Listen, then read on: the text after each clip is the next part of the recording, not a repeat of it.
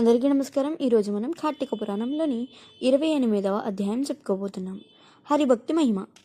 చక్రమునకు దుర్వాసునకు మధ్యలో నిలిచి అంబారీషుడు చక్రముతో, ఓ సుదర్శనమా, నా యందు దయ ఉంచి ఈ తపస్సంపన్న పరుడైన దుర్వాసుని ఏమీ చేయకు.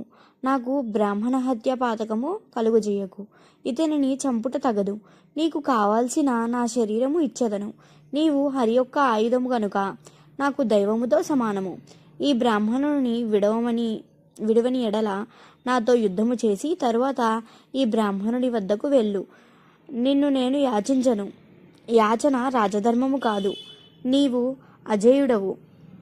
యుద్ధములో విజయము నీదే. కానీ నీకు దాసోహమని వీరలక్ష్యములను విడలేను. నీకు హరిచేతియందు నివసించు కోరికయున్న ఎడల శరణాగతుడైన నీ బ్రాహ్మణుని విడుపుము. చక్రము అంబారీషునితో, రాజా, నాకు అడ్డు తొలగు. నా ధర్మాన్ని నిర్వర్తించని నేను మధుకైటబులను చంపను. ఎవరి వల్ల కాదు అనుకున్న వారందరినీ చంపను. దూర్వాసుడు శంకర బ్రాహ్మల యొక్క రూపము అయినను తన విచక్షణ కోల్పోయి సామాన్య మానవుడు అయ్యాడు. ఇతను క్షమార్హుడు కాదు. క్షేమము కోరినవాడు బలవంతునితో సంధి కోరుతాడు, కానీ యుద్ధాన్ని కోరడు. ఈ విషయంలో నీది మూర్ఖత్వము. నాతో యుద్ధములో నీవు ఓడుట ఖాయము. నీవు హరిభక్తుడవని ఇంతవరకు సహించాను. ప్రాణములను వృధాగా పోగొట్టుకోకు. ఇలా చెప్పిన చక్రము మాటలు విని అంబారీషుడు, చక్రమా, నీవు నా దేవునకు ఆయుధము కనుక ఇంతవరకు క్షమించి నిన్ను ఏమీ చేయలేదు. నేను బ్రాహ్మణులను, దేవతలను, స్త్రీలను, గోవులను ఏమీ చెయ్యను.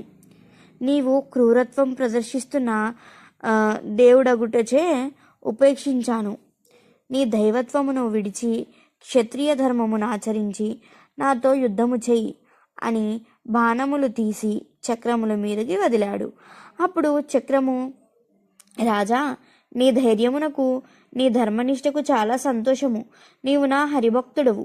నిన్ను రక్షించుటకు హరి పంపి ఉన్నాడు గాని నిన్ను చంపుటకు కాదు.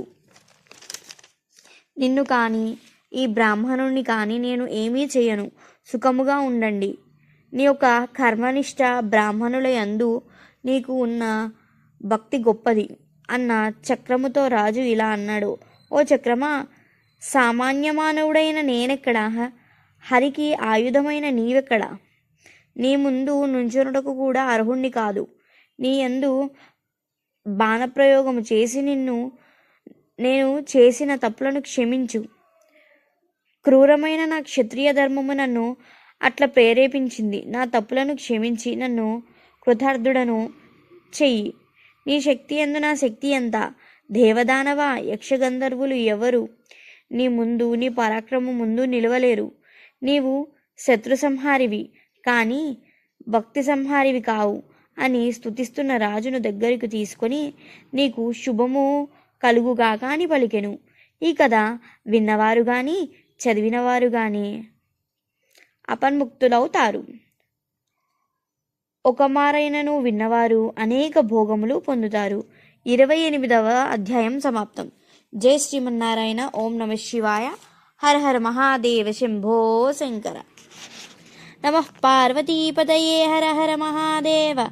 శంభో శంకర.